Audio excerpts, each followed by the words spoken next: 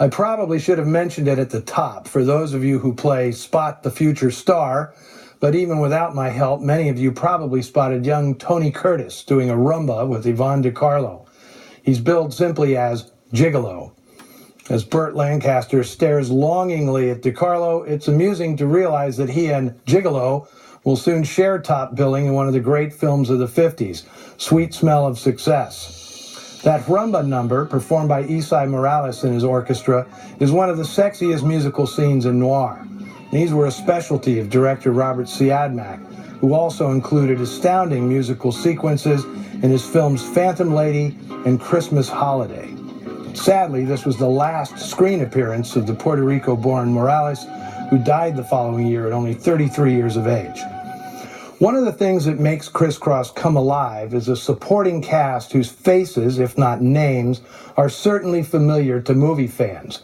While the normal characters are sketched by straight arrows such as Stephen McNally and Richard Long, Siodmak peppers his underworld with deliciously bent oddballs. There's Frank, the bartender, played by Noir's favorite homunculus, Percy Helton. Well, if you're not looking for anybody, and if you're not a checker like you say you're not, what are you trying to strike up a conversation for? There's Slim's shady maitre d', Tom Petty. That's P-E-D-I, not to confuse him with a certain rock star. That's the ticket. That's the ticket.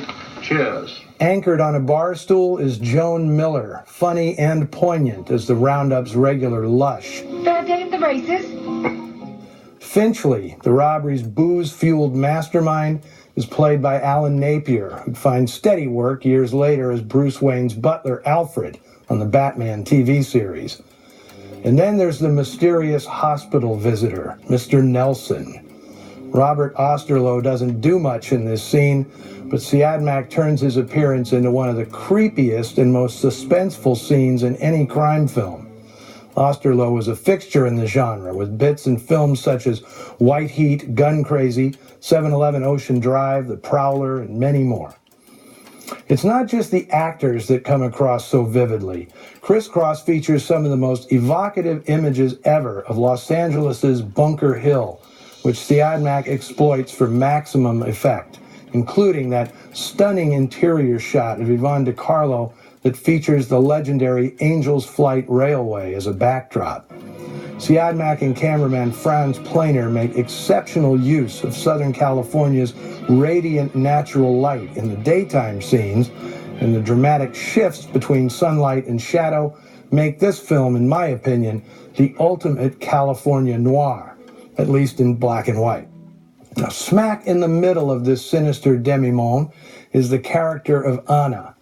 Over the years, I've encountered negative reactions to Yvonne DiCarlo's performance, all of which essentially boil down to she's not Rita Hayworth and she's not Ava Gardner.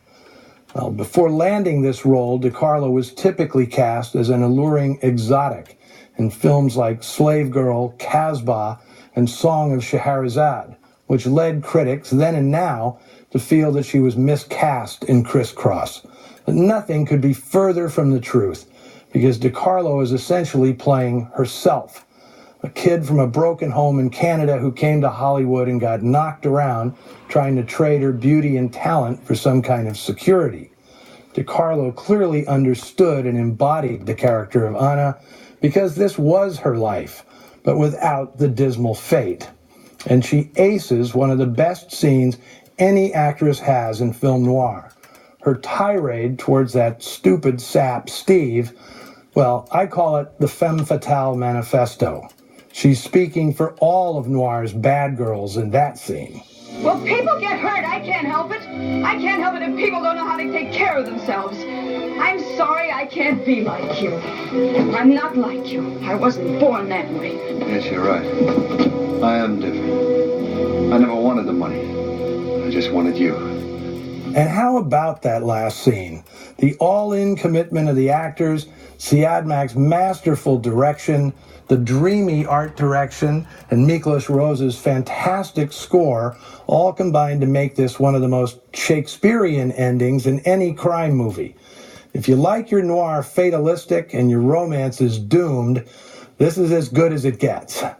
And I love that Siodmak borrowed a bit of code-skirting business from Double Indemnity, not showing the law arriving to clean up the mess, only suggesting it with the faraway sound of sirens and the look on Durier's face.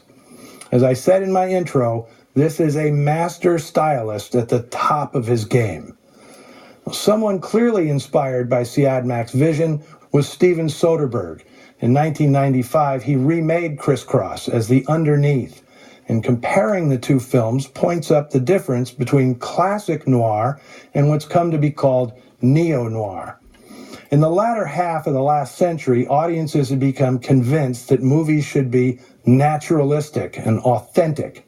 The Underneath, for example, is relentlessly realistic as a crime story. It bricklays motivation for its characters to give the story as much credibility as possible, and the actors play it with the studied naturalism that's supposed to make movies believable. The result is an engaging but forgettable 2 hours. By contrast, Criss is 88 minutes of spellbinding cinema that has virtually nothing to do with any life we might recognize. There's not a moment in it that feels natural or realistic. Instead, it comes at you with the hyper-intensity of desire and imagination, bigger and better than life.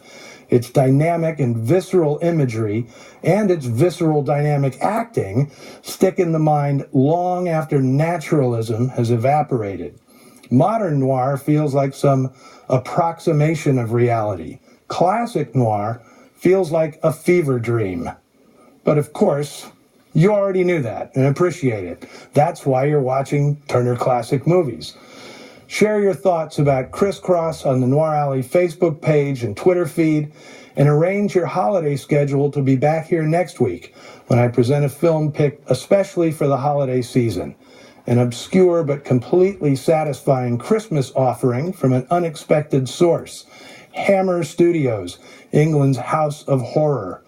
Andre Morel and Peter Cushing co-star in 1961's Cash on Demand.